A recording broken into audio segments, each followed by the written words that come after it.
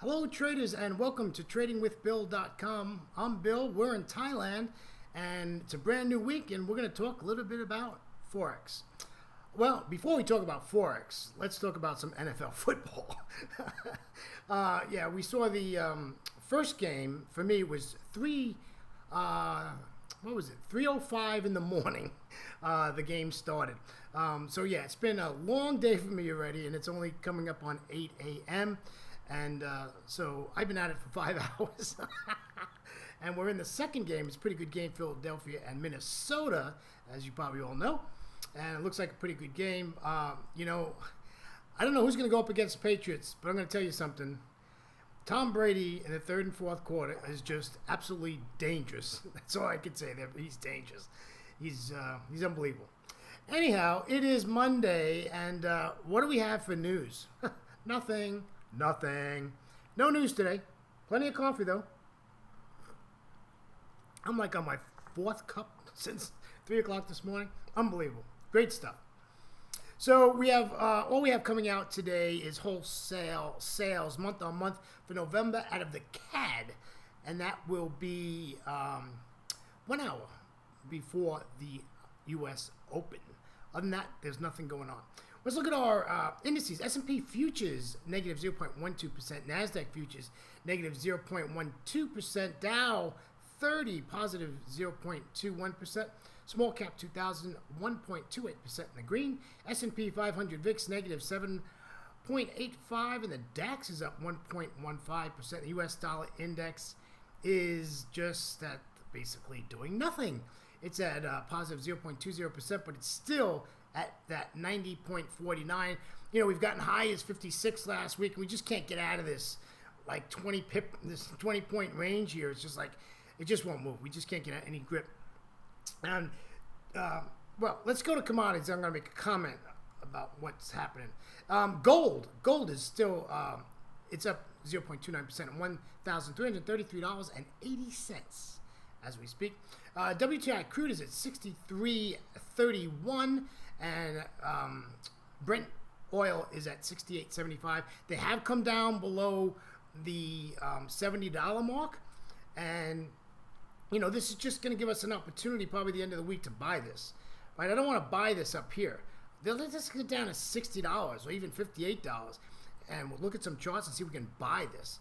Right? We don't want to buy this here. But yeah, it's exactly doing what it's supposed to do, right?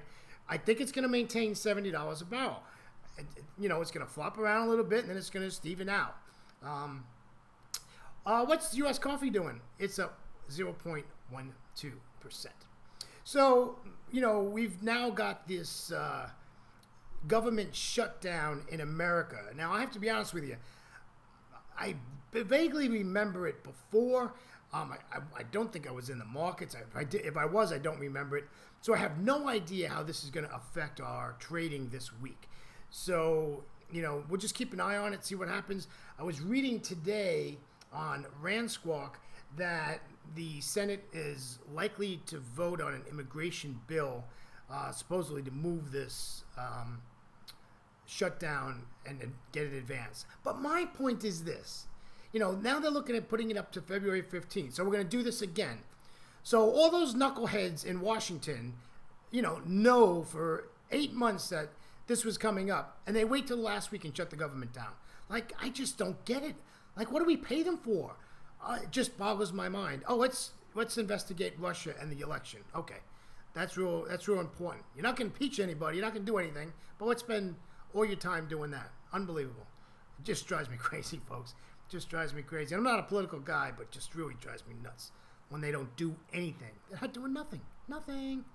All right, let's get to the charts. Enough of my blabbering on Monday. I got nothing else to talk about, to be honest with you. Here's a euro, okay? So this euro opened with a gap today, and it hasn't filled. Well, it spiked to fill the gap, but it hasn't closed below this fill of this gap. So I'm expecting this to come back down and fill this gap. If you look at a 30-minute chart with a 200 exponential moving average on it, it's right at the spot where the gap needs to get filled is that 200 exponential moving average. So we're going to watch this. Now, my theory on this is going to come back up. I don't think this is alpha low. I don't think we're going to head to the downside right now. So I want this to come back up to 23.23, 1.2323, and you can see my little arrow there to the downside. Then you can see I got a double arrow up and down, right? Because it's going to bounce there. That's the new bounce move, okay? Because it's pretty decent support. So then it might come back up to that 23, and then come back again, and then maybe get through it. And you know, then we want to, this is the wrong arrow, by the way. Sorry about that. Yeah, this needs to be one of these. This is not what I wanted. Remove. Thank you. Yeah, we want to, you know, take some profits at 21.79. You know, we can take some profits and take this to the upside. So this is what I'm looking at on the euro. Left of the chart, you've got to say, traders, this just looks like crapola, right? This just doesn't look good at all. Really nothing here. I'm not excited about anything until this comes back up to that 23 area, and then we could talk. Other than that, I'm just going to let this baby roll, and there's nothing to make anything happen today other than what happens in the U.S. session with this government shutdown. How London's going to be, well, we'll see. I mean, there's just nothing out there. All right, let's take a look at the Great British Pound. I mean, this you know, this looks like a better situation for us. You know, again, we want this to, you know, to jolly on up here, right? And then we can basically do something like that and just take this back to the downside, right? At this 39.30 area. Now, you're at 39.30. Now you're coming into that double zero, right? But you're 30 pips in profit. Okay, even if you get in at 39.25, you're 15 pips in profit, you can go to break even. So if it bounces, knocks you out, it's a free trade. I wouldn't really want to get in very close to the double zero, right? The 3,900 area. You don't want to get in too close to that. You want to basically stay, you know, clear of that, or wait till it gets below that 3,900. Well, then if you look left of the chart, you got a lot of junk. So really you're looking at getting in at the, I would say that, you know, the 38.50 area would be your next spot to get in safely. Listen, if you want to take a little bit of risk, go ahead and wait till it closes below the 39 area and put your stop at 39.20, right? That's a small risk, and if it works and it breaks through all this support it's going to come up against, that's a great move. So I'm looking at this, the 39.50 area, and we'll see if we can get in that for a second entry. That's not my choice, though. I'd much rather see this at 39.35 and take it from there. All right, let's take a look at the euro. The euro Aussie. This used to be such a great. Did I do this wrong? Yeah, I did this wrong. Sorry. This pair used to trade so nicely. Now, I'm bearish on this pair. Remember, it's a commodity pair. We know that. So you just got to be careful with data coming out and stuff like this. So I expect this pair to do absolutely nothing today, right? This is just going to be a blank. This isn't going to do very much of anything. But I'm up for it, right? I'm up for it. Let's put the old fibbies on here and see what we got. So you know, again, you're looking all the way up here at this 53.80. I like that. You know me, my 20s, 80s, and double zeros. I like that. So this to me looks like a nice entry up here at that level right there. Other than that, I really have nothing. I'm not interested at the 50% here at 53.56. Why? Because we're coming into a lot of junk right away, right? Coming into a lot of junk. It's all about levels. It's all about levels and fibs, in my opinion. Levels and fibs. But this looks really, really nice to me. If we can get back up here, at least we got a wide open space, right? If we make that entry, you look down to where support is. We got a nice wide open space on this side of the chart. I like this. Left of the chart, we got a little bit of support around there. That's okay. But you know, this just looks really appetizing. Oh, what else you want to look at? Let's take a look at the dollar CAD. Whoops, with all this oil stuff happening. Okay, so here you see the dollar is now strong, but we're expecting oil to go down. So if oil continues to go down, this is just going to continue to the upside.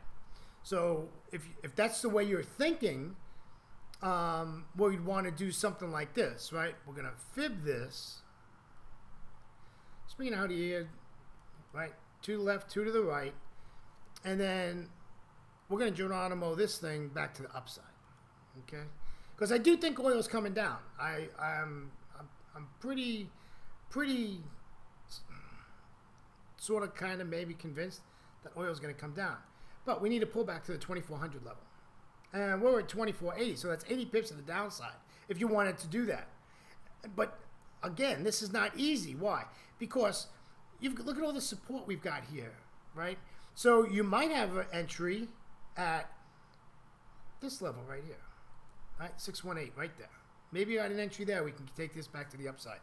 So you get 2 possibilities there. If it overshoots, goes down to that 2440 area, or we'll get it at 2470 and take it to the upside. Yeah, it looks good. Looks like an idea. But I do think oil is going to go down before it goes back up. And again, I go back to my same old thing. I don't know what's going to happen with this government shutdown, how the market's going to react. I really don't. I wish I did, but I don't. I wish I did, but I don't. Oh, my goodness. Okay, let's take a look at the dollar index. I mean, this is just flat, right? It's just sideways, not doing nothing, right? Just humbling about here and not doing nothing. And I don't see nothing to motivate it to go higher unless this shutdown gets resolved quickly and they say something nice. I don't expect that either, right? Let's just read the charts, trade what's in front of us, be technical, keep fundamentals in the back of your mind and keep an eye on them and watch them. Know your economic calendar and you'll be fine. Traders, thank you so much for being with me on a Monday. We have a full week of trading ahead. I'm excited to be here. Traders, promise you, catch you tomorrow morning in Asia. Always remember to trade smart, not hard. See you tomorrow, my friends. Bye-bye.